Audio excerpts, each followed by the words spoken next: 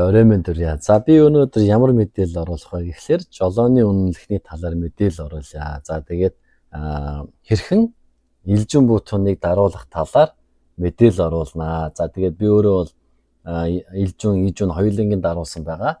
За мэдээж бол ижүнийг бол мэдээж бол дөрмийн шалгалт өгөөд бол авч исэн. За элжүнийг одоо хэрхэн яаж авах вэ гэвэл маш амархан. Ерөөсөө л та 7 жил Солонгост машин барьсан байх юм бол элжүнийг шууд дардаг байгаа. За мэдээж бол элжүнийг дарах хэд хэдэн одоо шаардлагуудыг бол мэдээж биелүүлсэн байх шаардлагатай. Солонгос ямар нэгэн аваар ослого, ямар нэгэн хууль одоо бос юм хийгээгүй та бүхэн тухайн ажилтнаа шалгуулад шууд элжүнийг даруулдаг байгаа шүү. За тэгээд элжүнийг даруулахын тулд танд зөвхөн сүүлийн үеийн C зураг, ерөнхийдөө бол тэр өдөр бол C зураг даруулаад таны шууд элжүнийг шууд дарж өгдөг байгаа шүү. За тэгээд элжүний давуу талууд нь мэдээж юу гэхээр 14 тонн хүртэлх машин барина. За тэгээд мөн 1-ээс 14 хүний судалтай машин, за тэгээд чиргүүлтэй машин, за мөн тэгээд мото болон бусад бусуудлын бүх төрлийн машинуудыг барих хэрэгтэй болдог учраас манай монголчууд бол маш их авахыг бол хүсдэг байгаа. За тэгээд